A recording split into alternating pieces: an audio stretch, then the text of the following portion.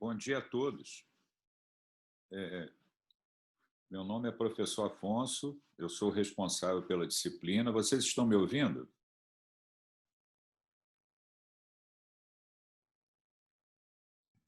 Sim. Estamos sim, professor. Obrigado, Luana. Obrigado, Diego. É um prazer estar com vocês aqui, né? Para que a gente possa cumprir a nossa disciplina, nosso conteúdo, né? Através das aulas, das discussões, e é isso que nós vamos fazer. A nossa disciplina é uma disciplina de integração, né? Então, o que normalmente eu faço? Eu trago, através de casos clínicos, a discussão de um determinado tema que vocês, muitas vezes, têm com o professor da própria disciplina, onde vocês, muitas vezes, abordam com mais profundidade tal assunto, né? E eu trago a discussão de um caso clínico onde a gente procura interrelacionar vários aspectos, né? Para que a gente possa discutir uma determinada patologia. A minha formação é clínica, né? Eu lá atrás, esse ano eu vou fazer 43 anos de formado. A minha formação eu fiz residência de clínica médica, depois me dediquei logo paralelamente a isso, a medicina intensiva. Eu sou especialista em medicina intensiva, ainda a minha vida inteira eu trabalhei dentro do CTI, então tem a característica ali de ter, digamos assim, continuar estudando clínica médica, mas me dedicar ao atendimento do paciente grave, né? E é isso que eu vou tentar fazer com vocês. Como é que a gente aborda um doente, como é que a gente procura fazer o diagnóstico diferencial, quais são as condutas que devem ser tomadas, né? E a medicina é difícil, a gente precisa estudar o tempo todo, né, para que a gente possa atender os nossos pacientes da melhor maneira possível, e é isso que nós vamos fazer. O tema que eu trouxe, eu vou pedir a vocês o seguinte, para a gente seguir mais ou menos sempre o mesmo modelo. Eu vou apresentar a aula, né, a abordagem do assunto, e ao final da aula, terminando a aula, a gente vai abrir para que vocês participem, né?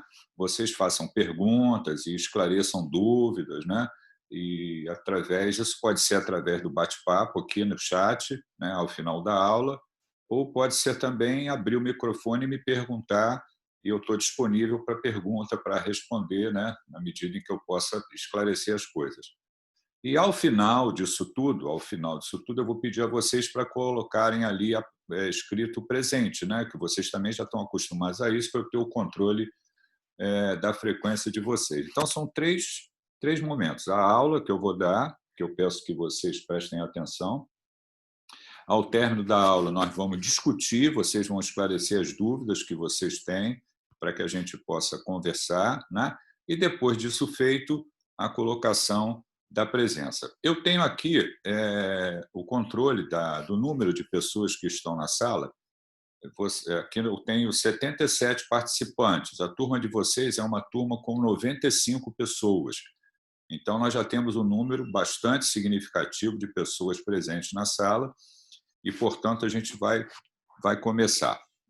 Eu vou compartilhar a minha tela com vocês e aí eu vou apresentar o assunto, né, através de um caso clínico, a abordagem, e vamos fazer dessa maneira. Terminei, discussão e depois a presença.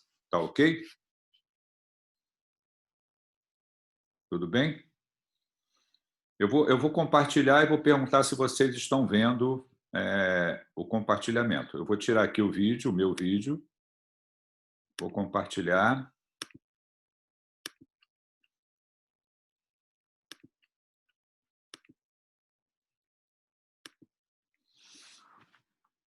Vocês estão vendo os slides? O slide? Sim, sim. Ok. Então, vamos começar aqui através de um caso clínico, né? Na verdade, é uma paciente que foi internada no setor que eu trabalho, né? Eu sou médico da aeronáutica, já aposentado, né? Trabalhei a minha vida inteira no CTI do Hospital do Galeão, ainda trabalho lá como coordenador técnico. E essa paciente foi uma paciente que passou pelo setor e serve para nós ilustrarmos o assunto que a gente quer discutir hoje. Então, está aqui uma paciente jovem, de 33 anos, né? Com uma queixa de dispneia. Aqui, a história da paciente, né? Com uma história longa já, né? 10 anos, artralgias, acometendo várias articulações, acompanhada de mialgia, febre, lesões cutâneas em face. Há 4 anos evoluiu com hipertensão arterial, edema de membros inferiores e hematúria. Há 6 meses, dispneia aos esforços e edema generalizado, e naquela ocasião foi admitida pelo pronto-socorro com um quadro de edema agudo de pulmão. E há 3 dias, a paciente apresentava uma cefaleia intensa, piora da dispneia, motivando a internação. Aqui o exame físico da paciente, né? Estamos ali com os sinais vitais, vejam que nesse momento a paciente não estava hipertensa, né? Frequência cardíaca, frequência respiratória, temperatura axilar, a mucosa levemente pocorada, uma cruz em 4, hidratada, nictérica, sem cianose, lúcida, sem déficit focal, o exame do pescoço sem gânglios, tireoide de tamanho normal, sem linfadenomegalias em região axilar e inguinal, o aparelho cardiovascular sem anormalidades, o aparelho respiratório com murmúrio vesicular audível bilateralmente, com crepitações finas em base esquerda, abdômen sem nenhuma anormalidade e membros inferiores também sem edemas. Então, eu tenho ali a história da paciente e eu tenho o exame físico da paciente. Vocês já aprenderam isso, vocês estão no 7º período, e o médico ele trabalha sempre de uma maneira organizada, né? Com uma maior ou menor velocidade, mas sempre trabalha de uma maneira organizada. O que é trabalhar de uma maneira organizada? É a coleta de uma história bem feita, aonde nós vamos obter todas as informações relativas à queixa principal, história da doença atual, história familiar, história social, história patológica pregressa, uma série de dados que compõem a história. Isso é muito importante e que a gente aprenda a fazer direito, coleta de dados, a história do paciente. O passo seguinte é sempre um exame físico bem feito. Esse exame físico bem feito, ele deve compor todos os dados relativos ao paciente. Quer dizer, não adianta eu examinar o abdômen, não examinar o tórax, não auscultar o paciente, ou seja, eu tenho que aprender a fazer isso de forma adequada. Então, um bom exame físico faz parte dessa atividade. Então, a atividade 1 é a coleta de dados através da história. A atividade 2 é o exame físico, que está acoplado a essa atividade. Imediatamente eu posso estar examinando o doente e coletando informações. Foi o que eu falei com vocês a respeito da velocidade de obter esses dados, né? História, exame físico. E logo a seguir, né, nós vamos, com essas informações, já pensar em alguma possibilidade diagnóstica. Pode ser que, eu colhendo a história e examinando meu paciente, eu já tenha ali possibilidade diagnóstica. Essas possibilidades diagnósticas, elas são colocadas também de uma forma organizada. Quer dizer, eu tenho uma hipótese diagnóstica principal e eu tenho o diagnóstico diferencial. Quer dizer, colhi a história, examinei, eu formulei uma hipótese diagnóstica principal. Mas eu tenho sempre que pensar em diagnóstico diferencial. Muitas vezes, né, isso também faz parte da nossa atividade, nós vamos lançar mão de exames complementares. Esses exames complementares serão pedidos de acordo com aquelas possibilidades que você levantou para tentar explicar o que está acontecendo com o paciente. Então, vejam só, história, exame físico e exames complementares. Esses exames complementares eles serão interpretados, né? Os dados serão obtidos, eles serão interpretados e, junto com os dados que vocês têm da história, do exame físico e dessa interpretação de exames complementares, nós vamos caminhar no sentido de um diagnóstico feito e, a partir do momento que eu tenho essa série de dados para fazer aquele diagnóstico, eu vou tratar o meu paciente. Então, esse tratamento que vai ser feito, né, ele muitas vezes vai necessitar, né, desse trabalho organizado, coleta de dados, exame físico, interpretação de exames complementares e aí o tratamento a ser feito, né? Algumas vezes com um doente grave, que a gente pode discutir isso em outro momento também, nós vamos ter que adiantar um pouquinho esse processo, porque se eu não tomo logo providências, eu perco o paciente. Então, eu preciso, diante do doente grave, ter atitudes, fazer intervenções, e muitas vezes o diagnóstico vai ficar um pouco mais claro lá na frente. Mas no dia a dia da medicina, trabalhar de uma maneira organizada, isso o médico sempre faz, coleta de dados através da história, exame físico bem feito, de exames e desses exames. Se o microfone aberto, eu peço para... Não, ela está na notinha. Tá?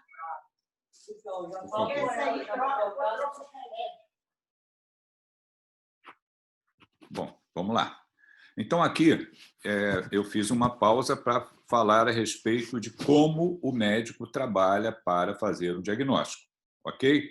A conduta inicial, naturalmente, vai depender disso, né?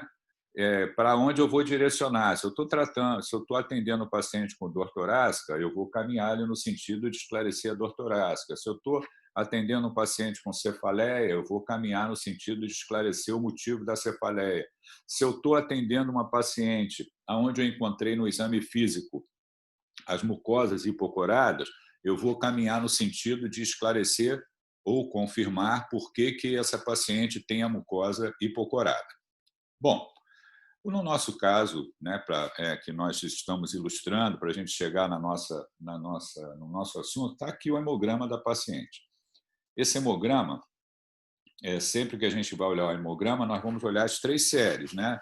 Hemácias, leucócitos e plaquetas. Quando a gente olha aqui leucócitos com diferencial normal, número normal, plaqueta também com número normal, nós observamos, quando a gente olha a série vermelha, que existe diminuição na hemoglobina, diminuição no hematócrito. Então, nós estamos diante de uma anemia, né? Por que um paciente que está se apresentando para mim, né?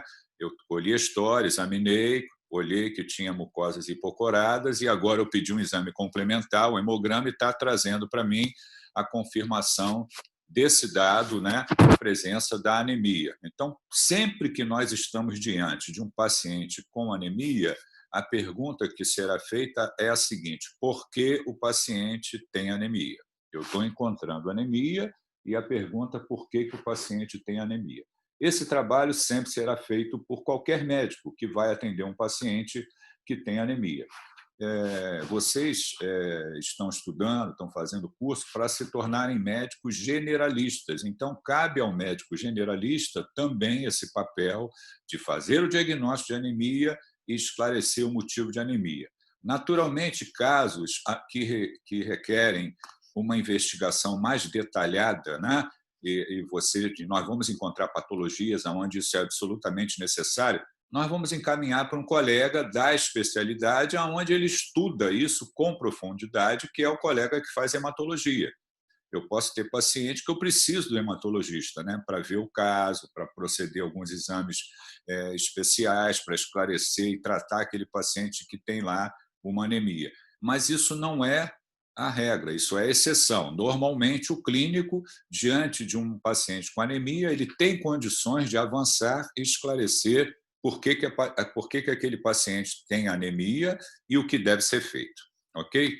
Apenas para ilustrar também, a gente tem aqui uma classificação da anemia de acordo com o nível da hemoglobina, em leve, moderada e severa, né? Então, eu posso estar diante de um paciente que tem uma anemia severa. Isso pode significar que eu tenho que tomar providências com um pouco mais de rapidez para a correção da anemia.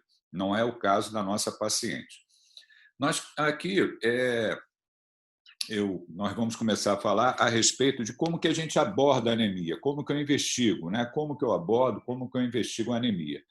Nós temos 2 maneiras que são muito importantes e são complementares para que a gente possa investigar um doente com anemia. Tem o que se chama abordagem cinética e o que a gente chama de abordagem morfológica da anemia. Quando nós vamos investigar um paciente com anemia, normalmente nós lançamos mão dessas 2 abordagens, tanto a cinética quanto a morfológica. Nós vamos ver uma de cada vez.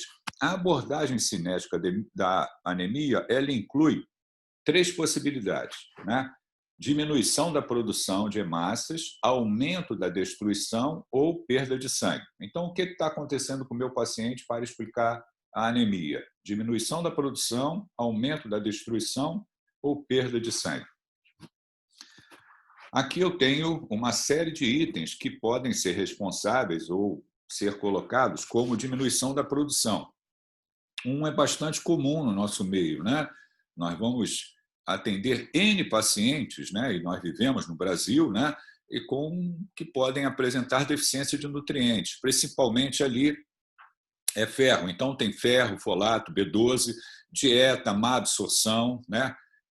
Ou perda de sangue por deficiência de ferro. Então, a gente pode ter uma anemia por deficiência de nutrientes. Eu também posso ter anemia com essa explicação, diminuição da produção, são doenças que acometem a medula óssea. Então, anemia plástica, mielodisplasia, infiltração tumoral ou supressão da medula óssea por uso de drogas, quimioterapia e radiação, isso é um item importante também. Baixos níveis de hormônios tróficos, e aí entraria um ponto muito importante, né, que pode ser responsável pela anemia, que é quando o paciente tem comprometimento da função renal e deficiência de um hormônio que é produzido ali por células justaglomerulares, que é a eritropoetina. Também podemos ter anemia relacionada ao hormônio tiroidiano e também a androgênios, no caso do hipogonadismo. Eu posso ter também, isso é muito importante, a anemia relacionada a uma doença crônica ou inflamação. E aí 3 processos, né, podem justificar, né, esse tipo de anemia.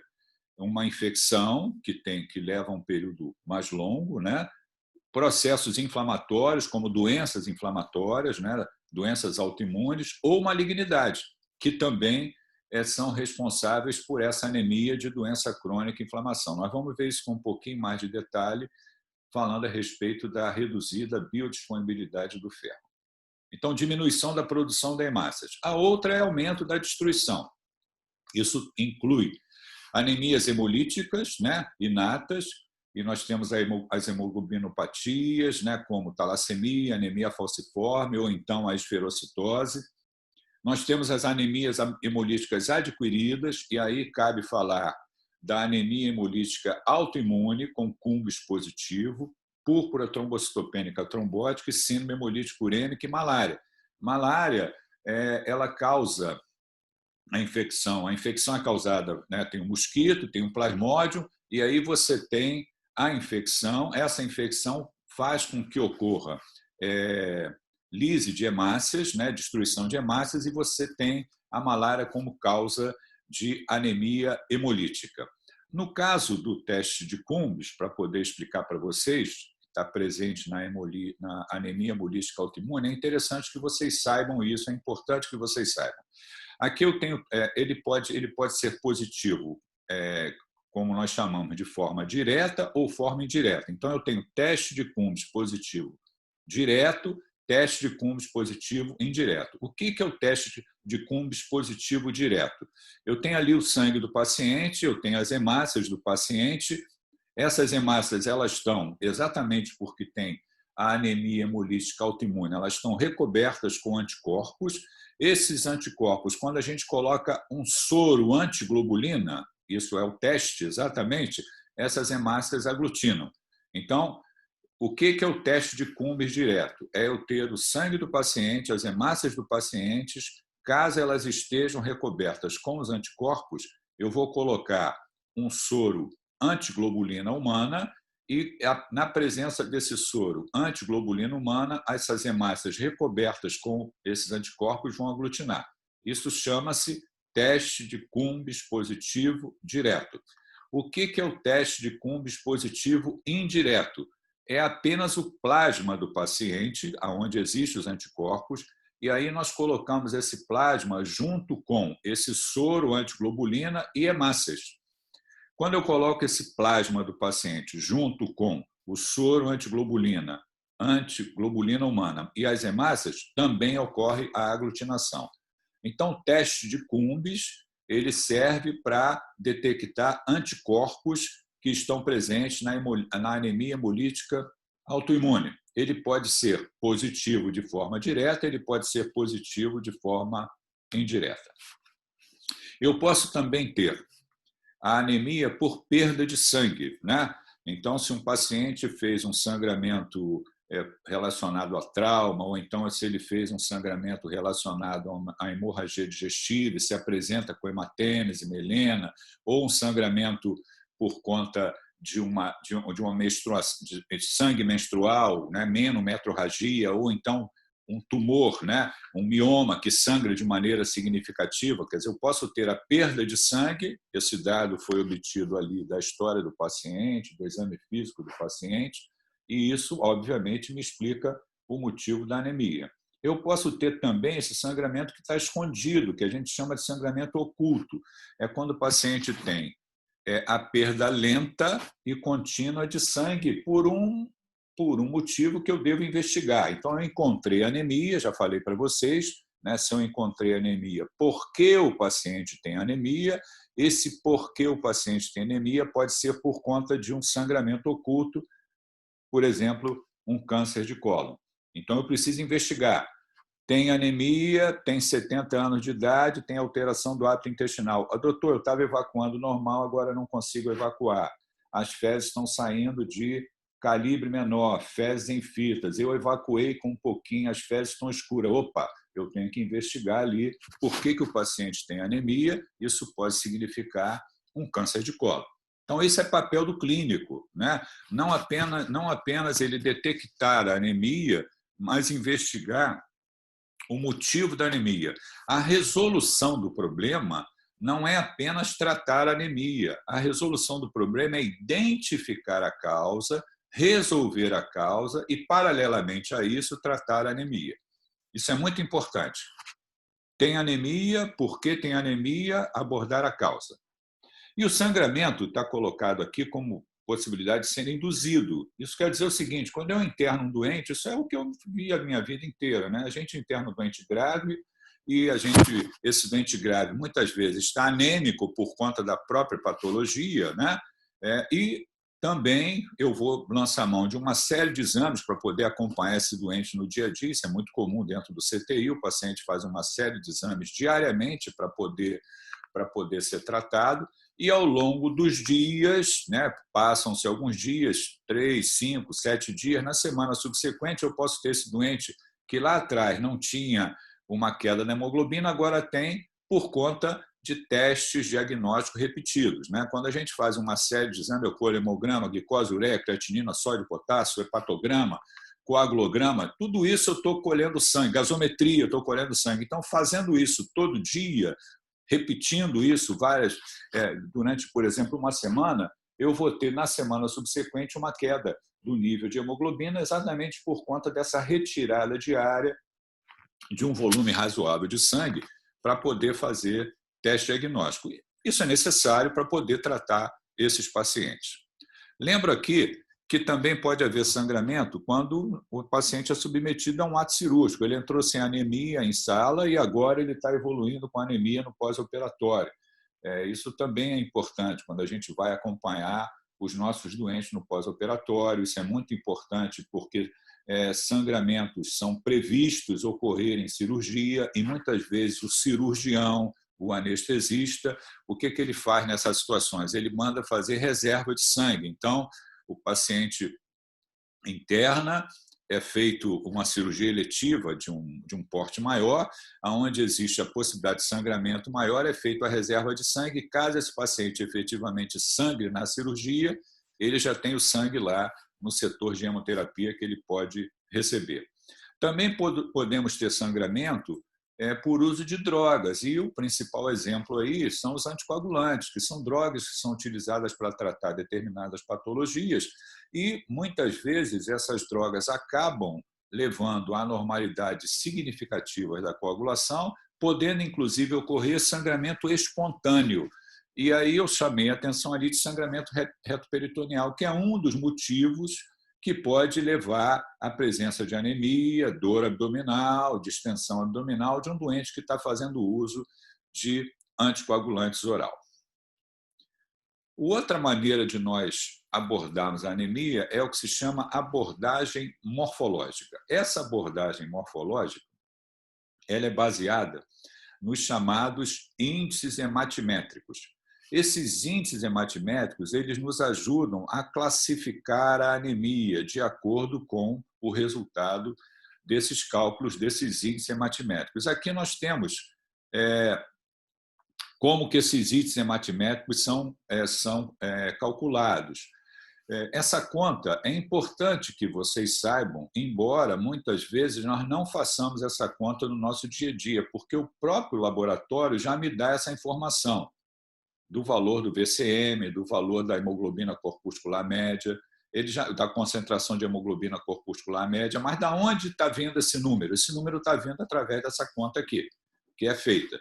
Então, por exemplo, o VCM, como é que é feito o cálculo do VCM? É o hematócrito vezes 10 dividido pelo número de hemácias por litro. Isso me dá um número em fentolitros, ali, entre 80 e 96 é o número normal do volume corpuscular médio.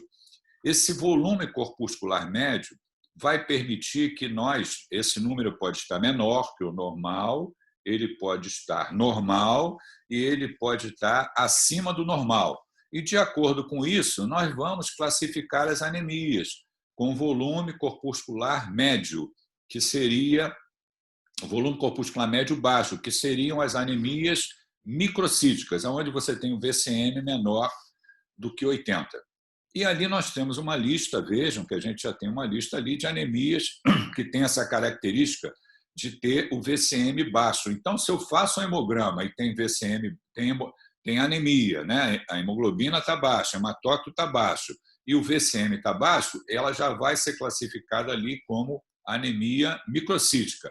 Dentre as anemias microcíticas, nós temos aí uma lista de patologias que podem causar anemia microcítica. Vejam que anemia por deficiência de ferro.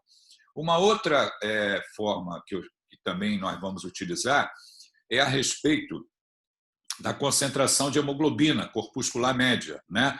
E aí nós vamos classificar essa anemia de acordo com esse parâmetro como hipocrômica ou normocrômica. No caso da anemia por deficiência de ferro, normalmente a gente tem essas duas características. É uma anemia microcítica hipocrômica. É bastante comum que a gente encontre anemia por deficiência de ferro e essa anemia por deficiência de ferro normalmente se caracteriza por ser hipocrômica microcítica. Nós temos também a anemia relacionada à talassemia, deficiência de cobre, anemia relacionada à inflamação por doença crônica, né, que a gente já vai falar um pouquinho mais adiante. Eu posso ter o volume corpuscular médio elevado, então eu tenho um VCM superior a 100. E, nesse caso, nós vamos enquadrar como anemia macrocítica. Nós temos aqui uma série de exemplos de anemia macrocítica, chamaria atenção principalmente para vocês, para a deficiência de vitamina B12, deficiência de folato e também o etilismo. Vejam que várias patologias ali podem cursar com macrocitose. Então, esse dado é importante. Muitas vezes, essa informação chega também quando a gente tem a avaliação da lâmina do sangue periférico, quer dizer, quando o laboratório me descreve isso, né? Macrocitose presente, mas eu também tenho o cálculo do volume corpuscular médio elevado. Então, VCM superior a 100 está caracterizando como macrocitose, hemoglobina baixa com macrocitose, anemia macrocítica. E também podemos ter a anemia com volume corpuscular médio normal. Então, é anemia normocítica. Eu posso ter uma anemia normocítica e aí eu tenho uma lista de patologias também que são classificadas como anemia normocítica. Chamam a atenção ali principalmente da anemia da doença renal crônica, né? Ali a disfunção endócrina também, que eu já comentei anteriormente, hipotireoidismo, hipopituitarismo, também anemia relacionada à inflamação, onde a gente vai se dedicar um pouquinho mais para tentar explicar por que esse doente com anemia por doença crônica, por exemplo, infecção, inflamação, neoplasia, desenvolve anemia. Aqui eu tenho um slide onde tenta explicar por que um doente com anemia com doença crônica, anemia por doença crônica, ou inflamação, infecção, ou neoplasia, evolui com anemia. Do lado esquerdo do slide, eu tenho o normal, né, em relação à absorção do ferro, o transporte do ferro pela transferrina, a esse ferro sendo biodisponibilizado para a medula óssea, para a produção de hemácias, e esse ferro, em excesso, ele fica depositado em órgãos através da ferritina. Tem moléculas que permitem, né, ou que facilitam essa absorção do ferro, essa biodisponibilidade do ferro. Isso numa situação de normalidade, quer dizer, eu uso o ferro para a produção de hemácias e eu tenho uma absorção para atender às minhas necessidades e também tenho depósito através de ferritina com a biodisponibilidade desse ferro. O que acontece quando você tem uma doença crônica inflamatória é que existe a produção de uma proteína que se chama hepcidina. Essa proteína hepcidina, que normalmente a gente não faz a dosagem dela, essa proteína hepcidina ela acaba interferindo ali na absorção do ferro a nível de enterócito e também acaba interferindo, reduzindo a biodisponibilidade do ferro. Então, quando eu tenho doença crônica, doença inflamatória, seja ela causada por infecção, doença inflamatória ou neoplasia, eu tenho lá níveis elevados de hepcidina, e esses níveis elevados de hepcidina eles vão impedir ou bloquear ou dificultar a absorção do ferro pelo enterócito e também vão reduzir a biodisponibilidade do ferro, impedindo que esse ferro seja mobilizado dos seus depósitos. E, portanto, uma característica que a gente tem na anemia por doença crônica inflamatória são níveis elevados de ferritina.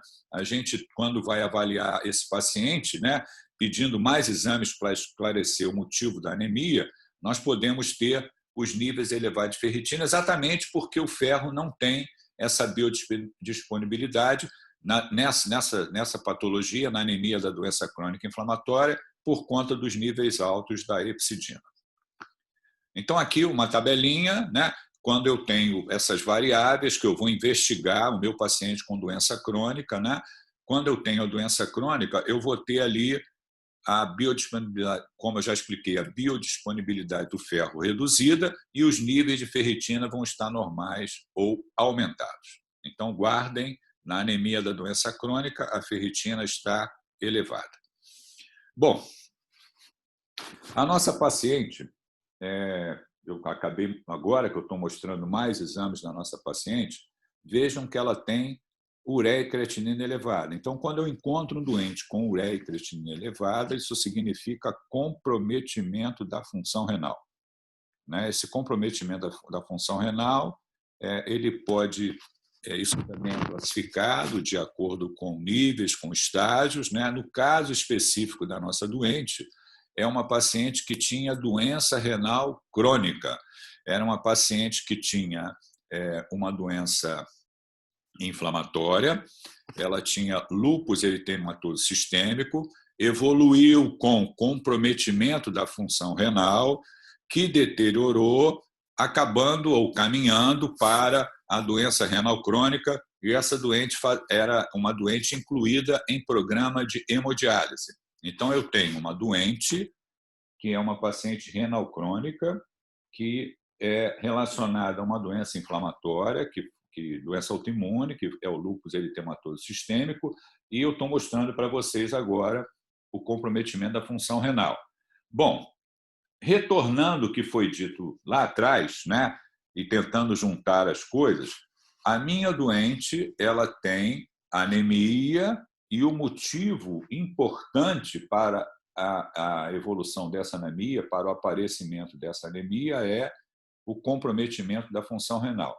Já falei para vocês também, né, a doença renal é uma doença crônica, e no caso aí, o comprometimento levando à anemia, né, como a gente pode ver nessa lista aqui de alterações, sinais, sintomas de uremia, é você ter anemia por deficiência de eritropoetina.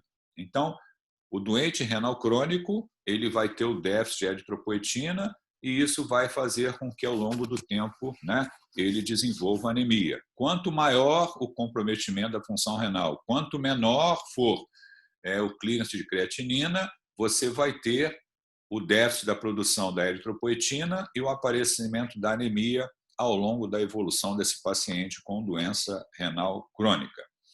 A eritropoetina, esse hormônio, o que aconteceu ao longo do tempo? Ele foi identificado e também nós podemos produzi-lo por técnica de DNA recombinante. E isso é feito. Olha como que a ciência avançou, como que a tecnologia avançou, e hoje nós conseguimos oferecer aos nossos doentes renais crônicos a reposição da eritropoetina. Isso é feito pelo sistema público.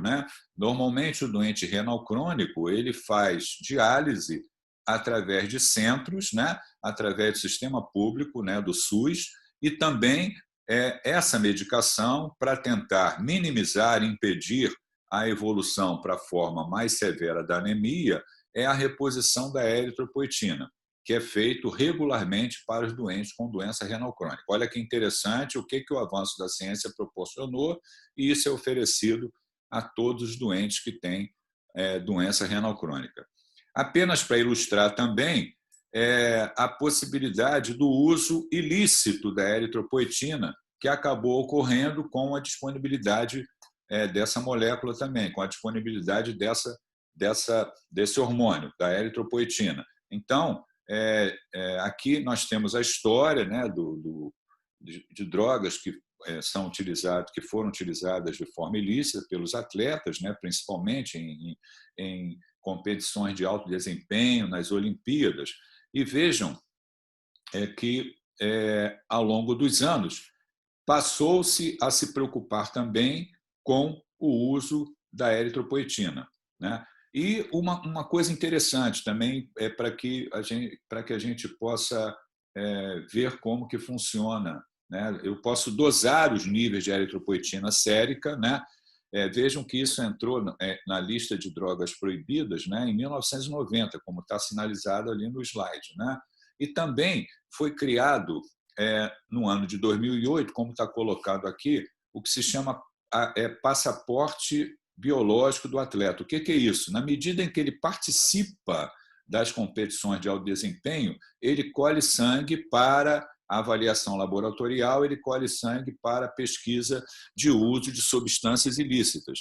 E nós temos também a dosagem da eritropoetina, e lembra vocês que é difícil você diferir, de acordo com os níveis da eritropoetina, se ele está usando a eritropoetina de forma ilícita, porque é uma técnica de DNA recombinante. Então, essa eritropoetina feita ela é muito semelhante à nossa eritropoetina. Então, o que foi desenvolvido? Esse passaporte biológico. O que é isso? Toda competição ele colhe o laboratório e vê os níveis de hemoglobina hematócrito ao longo do tempo. Então, eu tenho um atleta que participou de uma Olimpíada em 2012, em 2016, em 2020 não tem Olimpíada, ele vai participar lá em 2021. Então, eu tenho anos aí, 10, 12 anos, e ele participa de todas essas competições, ele tem a avaliação laboratorial.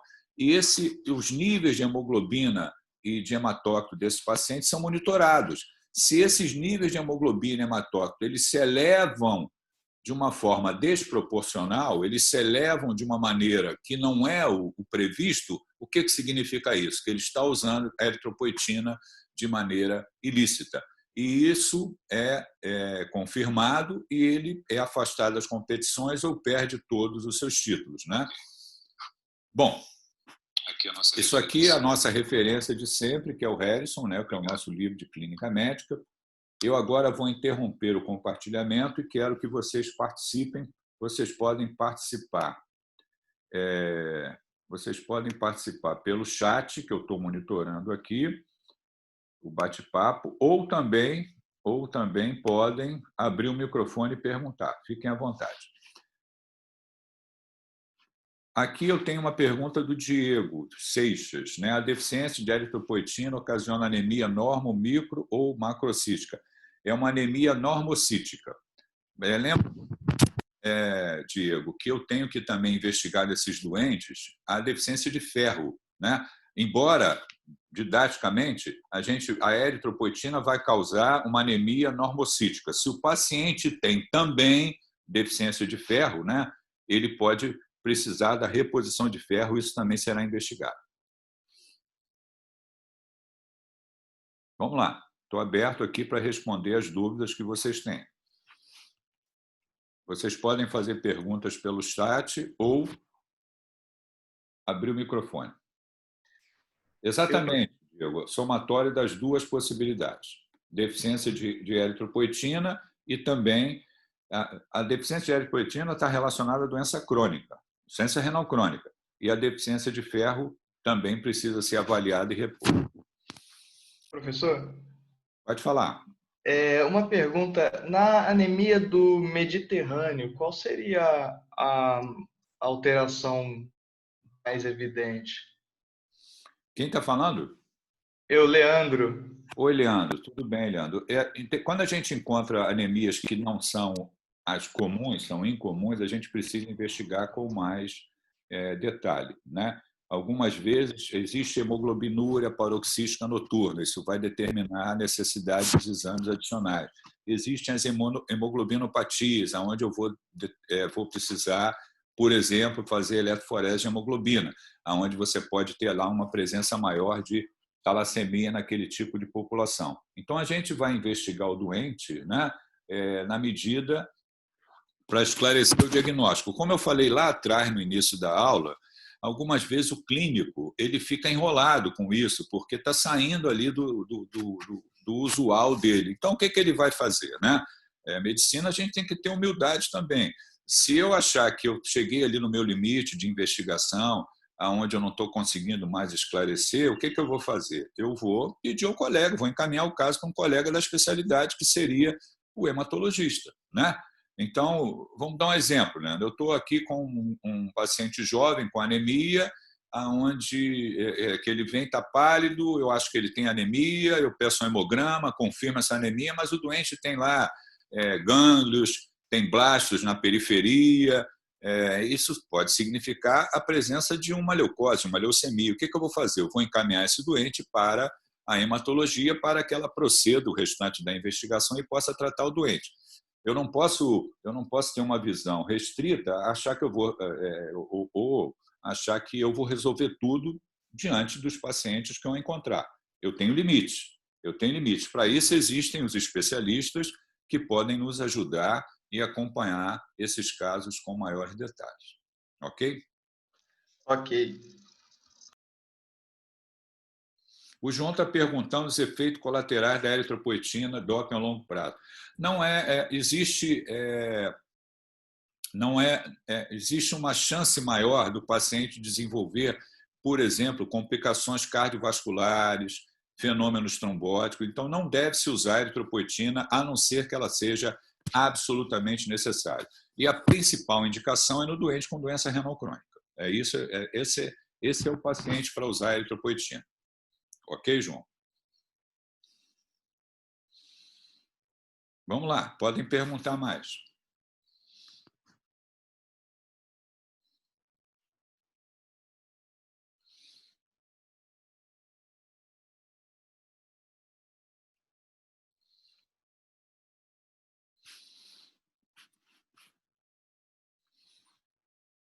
Nós estamos aí vivendo a pandemia, né? Se você interna um doente, por exemplo, com Covid, que pulmonar, que precisa ser hospitalizado, esse doente, quando você vai fazer exames complementares, muitas vezes tem anemia. Então, por que esse doente tem anemia? Tem anemia porque tem uma doença aguda, grave, que fez ele internar no hospital, que é a infecção viral. E na medida em que eu trate essa infecção viral, ou esse doente evolua de uma forma favorável, né, a tendência é que esse doente, mais adiante, recupere os níveis normais de hemoglobina. Então, o que está acontecendo é uma anemia relacionada a uma doença aguda, grave. Eu vou abordar essa doença aguda, grave, e, posteriormente, a anemia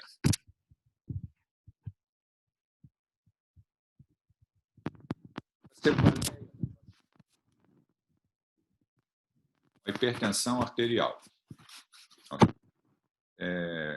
Você está vendo ali uma discordância da cefaleia. Na hora da admissão, ela não estava hipertensa, mas a cefaleia era por conta de hipertensão arterial. Ela melhorava, quando ela dialisava, melhorava os níveis tensionais também. O Diego está perguntando como se trata a anemia no Covid. Eu não vou tratar a anemia no Covid, eu vou tratar o Covid. Eu não vou me preocupar com a anemia, né? Essa anemia, a não ser que ela seja severa, né? Como eu falei lá atrás também, isso não é usual. Eu estou aqui conversando com vocês. Vamos dar um exemplo. Estou aqui conversando com vocês. Daqui a 5 dias, eu tenho febre, sou internado com insuficiência respiratória. Pronto, fiz Covid. Estou lá internado no hospital. Quando se faz exames complementares, por conta da gravidade da doença, vai aparecer anemia. Eu não vou tratar essa anemia, eu vou tratar a doença grave. A anemia está se apresentando junto nesse contexto. Agora, se eu chego no hospital com um nível de hemoglobina de 5, um hematócrito de 15, nível de hemoglobina de 6, hematócrito de 18, é óbvio que essa anemia ela precisa ser abordada e o paciente vai receber hemoderivado. Mas se eu encontro uma anemia de um paciente com 10 de hemoglobina, 30 de hematócrito, o que eu vou fazer com essa anemia no contexto de um Covid? Nada. Não vou repor sangue, nada disso. Eu vou me preocupar com a Covid. Depois que o doente melhorar, ele vai melhorar da anemia também. É assim que é feito.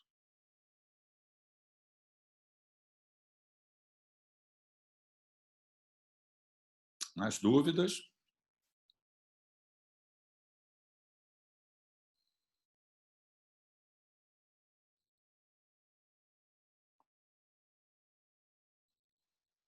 A mensagem de investigar a anemia e tratar a causa, ela é muito importante. Deixa eu falar uma outra coisa para vocês importante também, que eu estou esquecendo de dizer. Em relação ao doente com deficiência de ferro, né? Eu passei rápido e vou comentar um pouquinho mais agora. Muitas vezes nós vamos caracterizar melhor essa anemia, né? Através de exames complementares. A anemia por deficiência de ferro, eu devo encontrar laboratorialmente. Um nível de ferro sérico baixo, uma saturação da transferrina baixa e os níveis de ferritina baixo também. Então, vamos lá. Anemia por deficiência de ferro, eu vou ter o ferro sérico baixo, eu vou ter a saturação da transferrina baixa e eu vou ter a ferritina baixa. Já falei para vocês que, normalmente, essa anemia nós encontramos como característica uma anemia hipocrômica microcítica. Existe também, em relação às hemácias, o seguinte, né? As hemácias elas têm uma vida média de 120 dias, né? E a nossa medula óssea está sempre produzindo as hemácias para substituir essas aí que vão sendo retiradas, né, por conta da sua vida média. Essa hemácia jovem que chega ali na periferia, né, produzida pela medula óssea, isso também a gente consegue olhar no hemograma. Isso se chama número de reticulócitos. Então, eu tenho um hemograma e eu tenho um número de reticulócitos. Existe um número de reticulócitos normais, em torno de 1%, nessa faixa, 1%, 2%. Isso é o normal. Se eu tenho, por exemplo, como eu falei para vocês, uma anemia hemolítica autoimune, onde você tem a destruição da hemácia ali pelos anticorpos, o que vai acontecer? Eu vou ter a destruição da hemácia e, se a medula óssea é normal, o que vai acontecer? Ela vai produzir mais hemácias. Então, esse número de reticulócitos ele tende a ser maior, por exemplo, nas anemias hemolíticas. Então, quando eu tenho uma anemia hemolítica, eu tenho um número de reticulócito maior. Entenderam? Então, quando eu olho o hemograma, eu olho também o número de reticulócitos. Eu posso ter essas informações que me ajudam a fazer o diagnóstico, como eu acabei de explicar. Vou voltar agora para a deficiência de ferro. Então, tenho lá o meu paciente com anemia por deficiência de ferro. Ele tem lá ferro sério, tem a hemoglobina baixa, hematócrito baixo, ele tem ferro sérico baixo, saturação de transferrina baixa e ferritina baixa. Eu resolvi tratar essa anemia. Estou prescrevendo para ele lá sulfato ferroso, ele passou a tomar sulfato ferroso. O que vai acontecer com esse paciente ao longo do tempo, né? Se eu estou certo, é anemia por deficiência de ferro, né? Ele vai melhorar da anemia.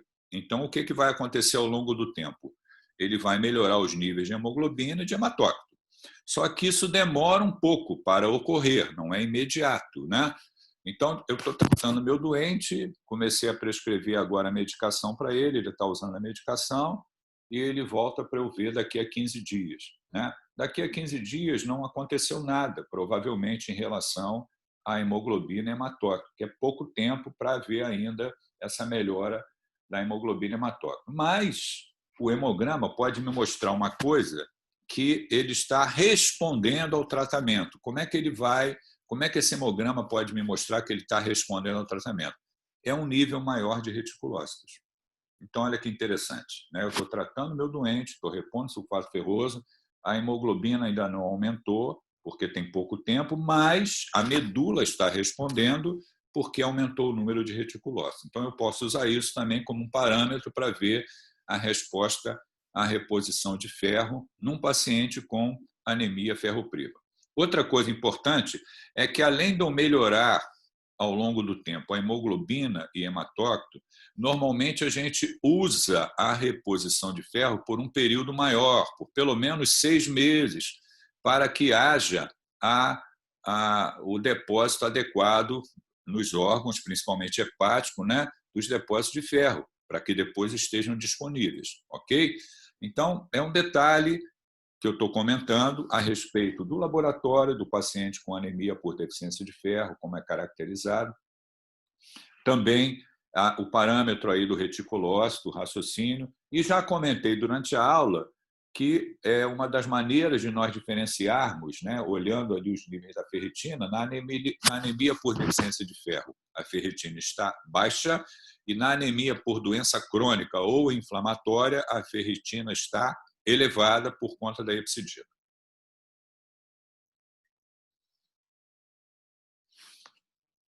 Ok? Mais perguntas? Eu acabei explicando uma coisa, achei que vocês fossem perguntar, mas tudo bem, eu preciso explicar isso, inclusive.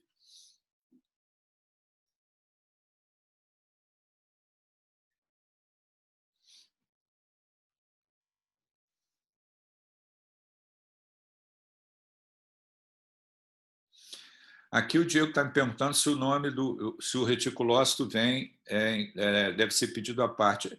Olha, num laboratório de bom padrão, ele vai trazer a taxa de reticulócito para você, né? Se você achar que o laboratório pode não incluir isso, você pede, né? Hemograma e reticulócitos.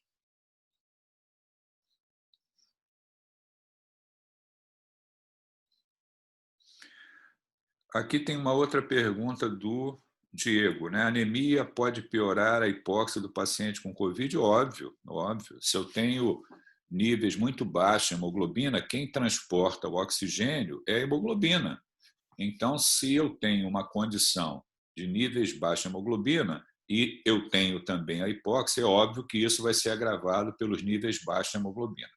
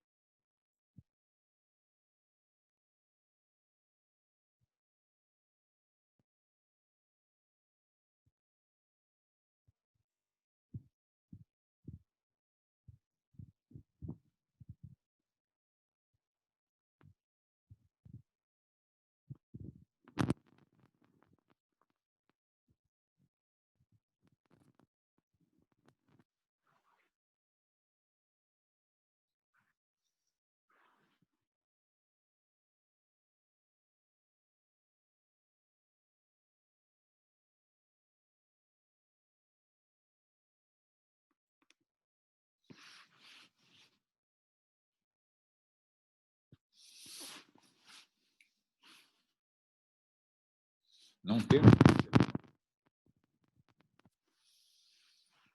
Não? Está tudo esclarecido?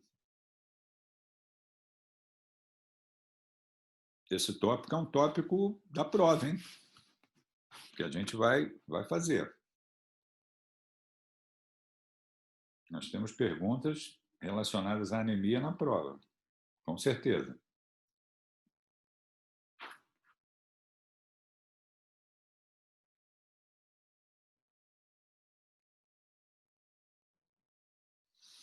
Aqui tem uma pergunta da Lia, né? Exemplos de doença da medula óssea que causam anemia por baixa produção. O principal exemplo, Lia, é a anemia plástica. A anemia plástica, caracteristicamente, você vai ter o comprometimento da medula óssea e vai comprometer as 3 séries. Então, quando você fizer o hemograma, você não vai ter somente anemia, você vai ter também anemia, leucopenia e plaquetopenia, entendeu? Também posso ter a supressão da medula óssea, quando o paciente está, por exemplo, fazendo quimioterapia. Se o paciente tem um câncer de mama, por exemplo, está fazendo quimioterapia, um efeito adverso é a supressão da medula óssea, que vai ser responsável, pode causar anemia, leucopenia e plaquetopenia.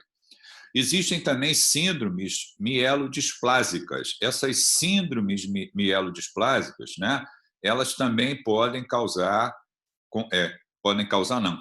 comprometimento da produção das séries, das hemácias, leucócitos e plaquetas. Então, tem metaplasia mieloide agnogênica, por exemplo, é uma síndrome mielodisplásica, onde você vai ter anemia, leucopenia, plaquetopenia.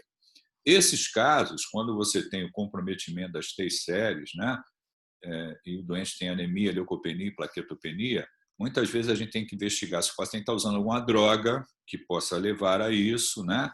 E aí tem várias drogas que podem causar comprometimento da medula. Eu falei de quimioterapia, mas outras drogas também podem ter como efeito adverso comprometimento da medula, por exemplo, anti-inflamatória é uma delas, né, que podem causar, é uma das causas de anemia plástica. Então, se você encontra um doente que está usando uma determinada droga para tratar uma patologia e está evoluindo com anemia, leucopenia e plaquetopenia, isso significa que pode estar havendo interferência da droga em relação à medula óssea. Qual é a conduta? A conduta é a suspensão dessa droga e o doente ser avaliado nesse sentido.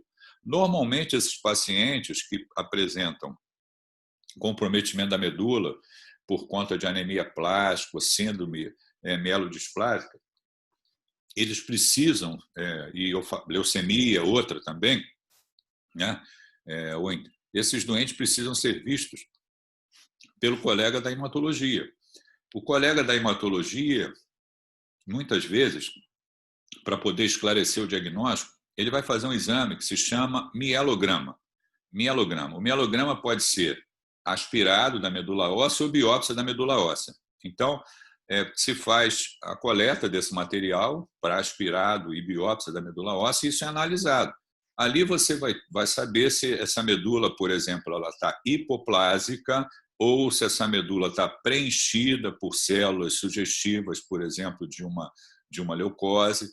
Então, o diagnóstico vai sair pelo hemograma, né? Ali pela análise do hemograma, lâmina de sangue periférico e também pela avaliação da medula óssea. Quem faz essa avaliação da medula óssea, né? A biópsia ou aspirado de medula, é o colega da hematologia que faz isso. Então, normalmente, a gente encaminha para o colega da hematologia, ele vai avaliar e vai proceder, muitas vezes, o aspirado ou a biópsia da medula óssea para estudo, para citogenética, para histologia, para saber exatamente o que está acontecendo com a paciente e como ela deve ser tratada. Um paciente que, por exemplo, tem hipoplasia medular, anemia plástica, são doentes que muitas vezes precisam de transfusões repetidas para a correção da anemia. Mas esses casos normalmente são conduzidos pelo colega da hematologia. Não é o clínico que fica na frente desses pacientes, não. É o colega da hematologia.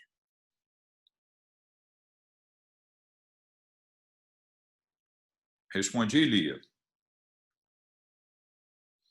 Respondeu, eu só adicionei mais uma pergunta de quais são as drogas que geralmente são envolvidas. Ela tem, se você ler todas, a única coisa que não dá comprometimento na medula é água destilada, o restante tudo pode comprometer a medula.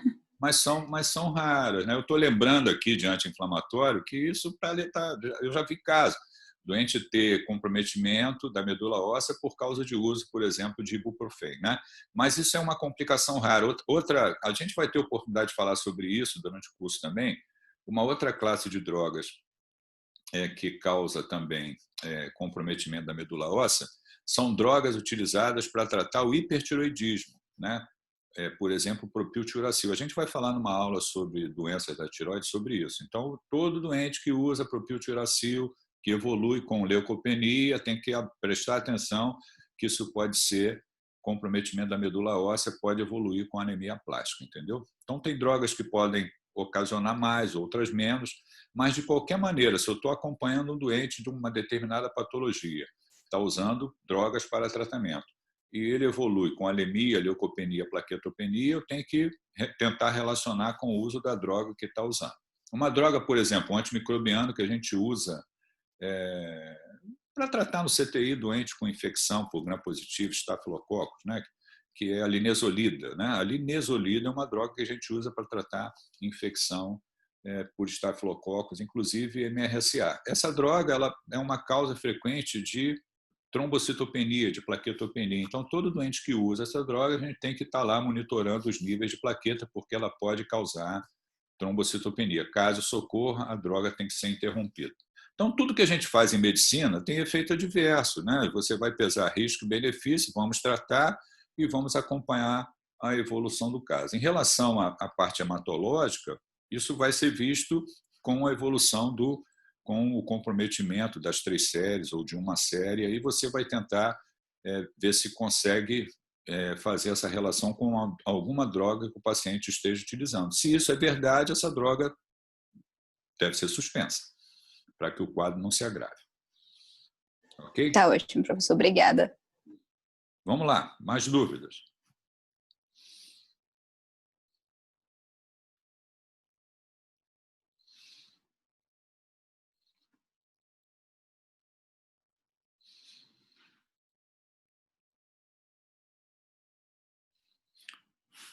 Algum de vocês pretende fazer hematologia? Uma especialidade muito bacana mesmo, muito bom. São pessoas que dominam, né, toda essa área e investigam, tratam, né? A hematologia é muito bacana mesmo. Tem residência de hematologia, é uma área bacana. Mais alguma pergunta, gente? Vamos lá.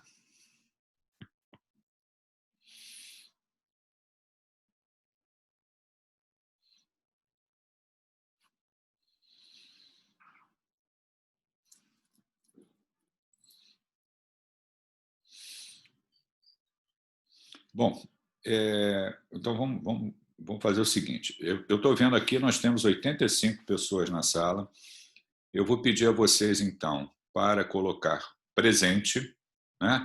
E depois eu vou encerrar a gravação. Então, por favor, coloquem um nome presente para que eu possa depois checar isso lá na lista de presença. Obrigado pela atenção de vocês. É um prazer estar com vocês aqui, né? Nós vamos nos ver novamente na semana que vem, né? Nós temos aí um conteúdo para ser administrado e espero que vocês gostem, né? O mais interessante é essa discussão que a gente tem depois da apresentação, mas nós temos um conteúdo a ser dado e prova a ser aplicada, né? Então, normalmente, o que eu pergunto na prova é aquilo que eu falei em sala de aula. Aquilo que eu falei em sala de aula é o que vai ser cobrado na prova. Então, quem presta atenção na aula normalmente tem um bom desempenho na prova. Então, por favor, podem colocar a presença e também sair da sala, não há problema. Colocou a presença, pode sair da sala. Eu estou monitorando aqui, depois eu vou fazer essa aula que está sendo gravada e eu vou colocar para vocês no AVA a seguir também, tá? Se possível, hoje ainda. Tá vendo? Tudo de bom para vocês, hein? Continuem se protegendo, tá bom? Daqui a pouco a gente tem a vacina aí e isso acabou.